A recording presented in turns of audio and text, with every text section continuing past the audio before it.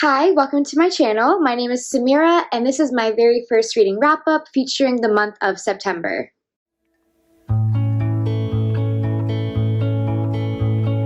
The first book that I read this month was Brain on Fire, My Month of Madness by Susanna Cahalan, which is a memoir that follows a young writer as her own brain turns against her, and she basically loses herself, loses her personality, her behavior goes haywire, and then soon her physical body starts to deteriorate with this incredibly rare disease that she ends up getting. It was really terrifying to read about how her entire being just radically changed because of something that no one really understood at the very beginning. And so it was interesting to read about a case like this from the perspective of someone who's suffering through it.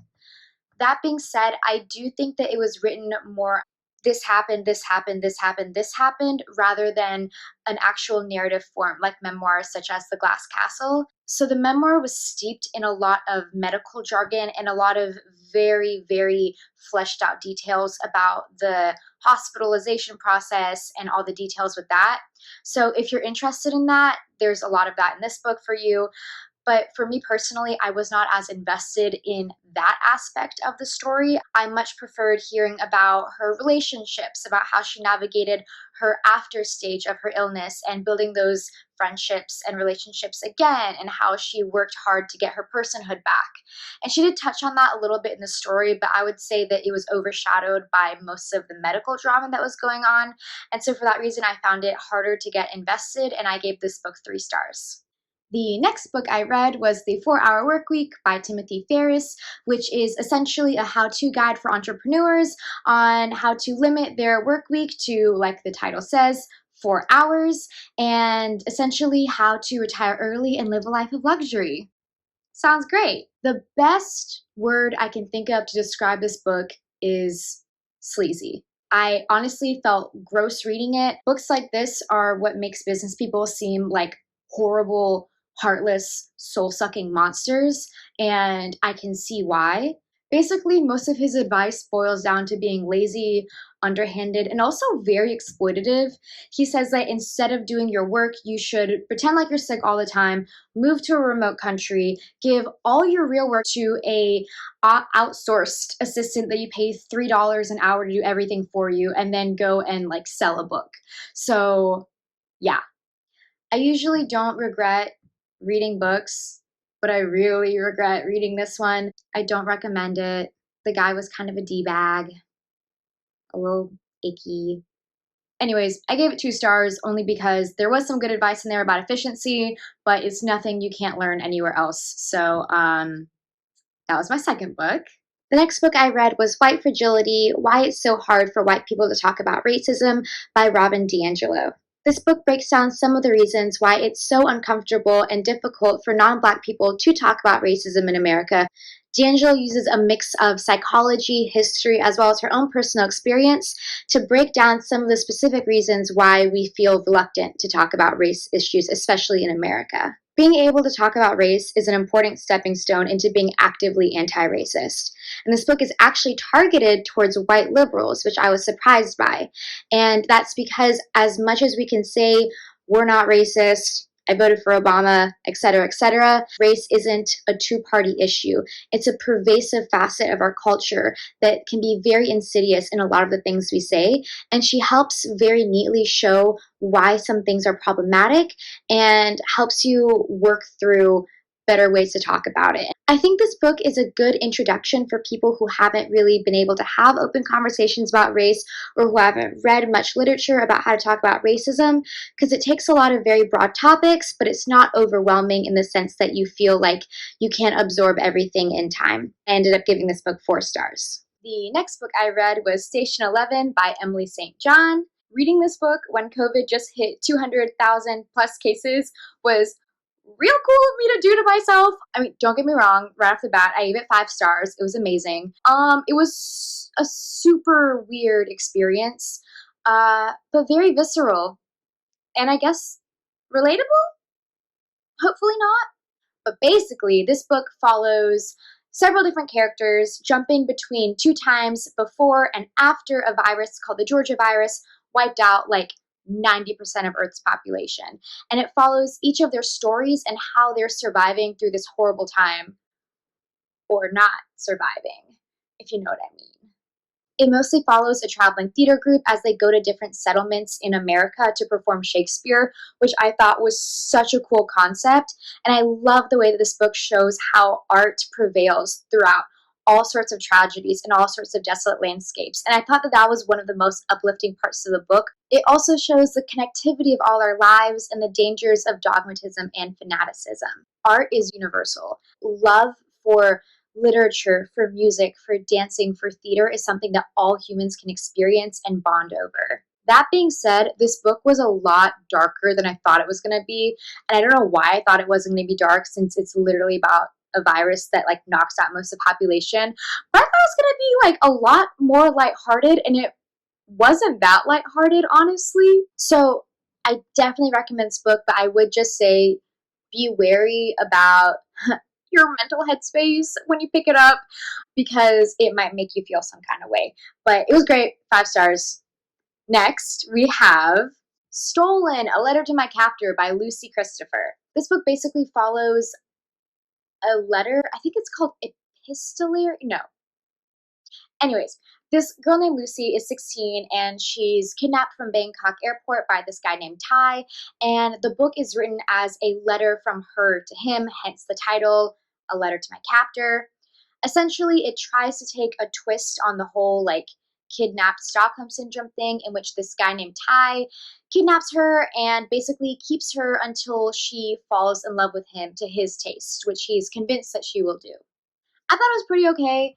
I think this book was actually YA, and I think that explains why there wasn't some more like gritty aspects that you would expect from a book like this, from a kidnapping story. For me, my heart rate wasn't really pumping. I didn't feel that emotionally connected. I ended up giving it 3 stars. It was okay. The next book I read I really liked, and that was Where the Crawdads Sing by Delia Owens, which I was super surprised by. I really didn't expect to like this book as much as I did.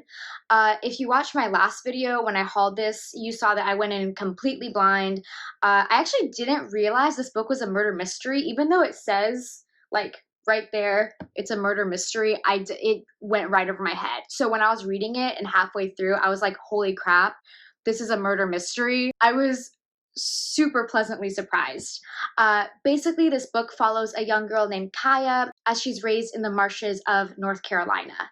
It is a story about survival, grit, resilience, and a quiet, graceful strength of the female protagonist, which I really loved. This book is one of the reasons why I enjoy going into books blind, because every step of the way I was so invested in the story and the journey of what was happening. And I don't want to bash on other books at all, but I'm glad this didn't do what The Great Alone did, because in The Great Alone, I feel like the author just kind of piled on tragedy over tragedy over tragedy. And while this book does have some really sad and dark parts, overall, I felt like it was relatively realistic. There were a couple parts of it where I've seen people criticize it for being not realistic. One example being the extreme intelligence of the main protagonist, especially given her circumstances, which I can totally see. But if you can suspend that notion of disbelief, I really think this is a good read, and I gave it 5 stars. The next book I read was Salt to the Sea by Ruta Sepetys. Sorry if I pronounced the name wrong, I'm not sure how to say it. This book takes place in 1945 during the Nazis' reign, and it follows 4 main characters: a Lithuanian nurse, a young Polish girl, a Prussian soldier, and a Nazi soldier. This book follows the real event of the sinking of the Wilhelm Gustloff, which killed thousands of people and is very underreported.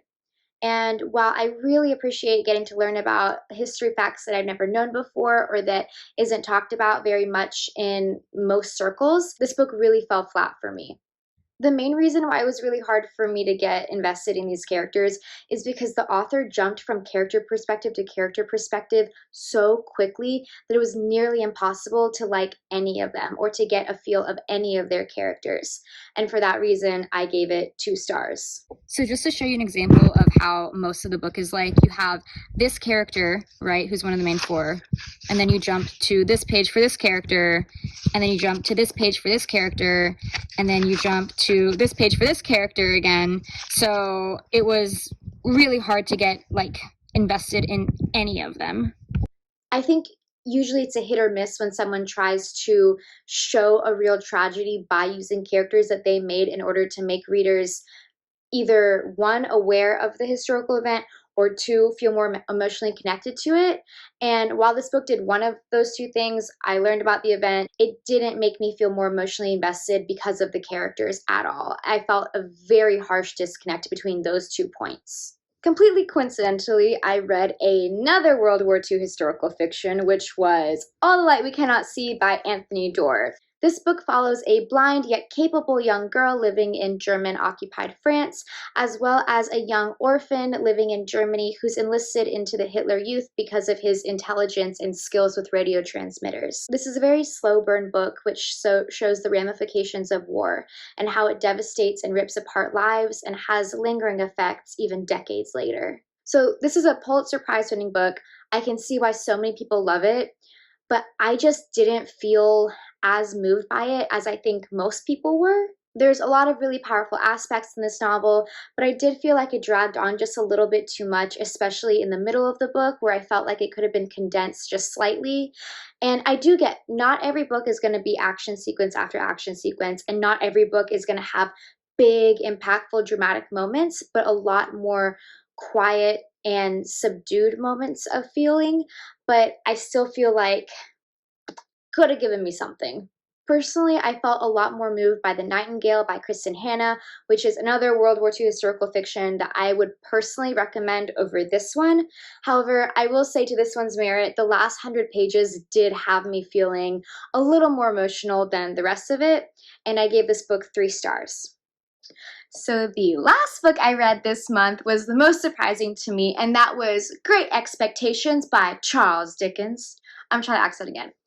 Great Expectations by Charles Dickens, which I thought was jolly good. I'm going to stop now. Which I thought was very good. I was so pleasantly surprised by this.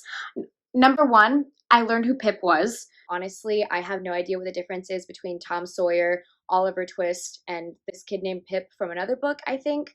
So I'm so happy.